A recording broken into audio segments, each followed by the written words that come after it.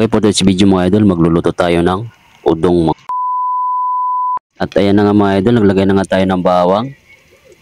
Ayan, mahina ang ating apoy at isunod na natin ang ating sibuyas mga idol at ang ating isda na galing sa lata mga idol.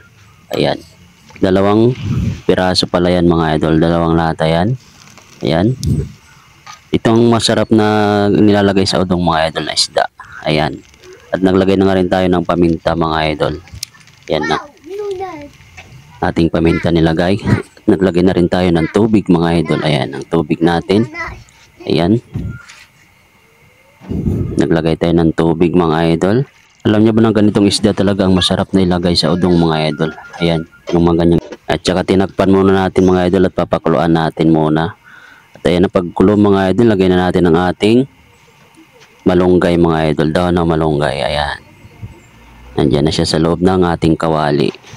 Minikos-mikos na natin yan. At tinakpan natin ulit mga idol. Pinakulan lang natin ulit. Pagkulo mga idol, ayan na. Naglagay na tayo ng pampalasa mga idol. Nating pampalasa. Ayan. At tinakpan natin ulit mga idol. At nung kumulo na mga idol, ayan, parang naluto ng ating malunggay.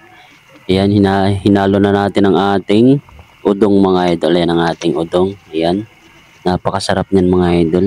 Yan yung paborito nating mga probinsyano mga idol. Ayan, ang udong mga idol. Ayan, napakasarap niyan mga idol. Ayan, at hinalo-halo na natin yan mga idol. Ayan, minikos-mikos na natin idol ang ating udong. Malumasa yung ating udong mga idol. Ayan, at saka tinikman natin mga idol ating udong. Ayan, medyo kulang pa ang lasa mga idol, kaya naglagay tayo ng asin.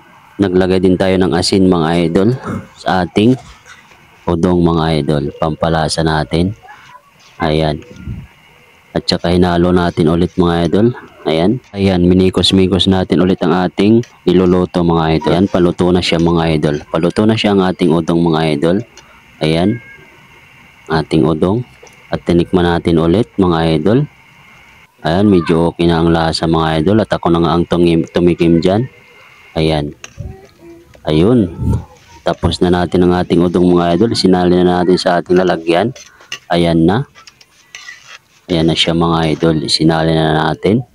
Ito na nga ang finished product ng ating udong mga idol. Ayan na.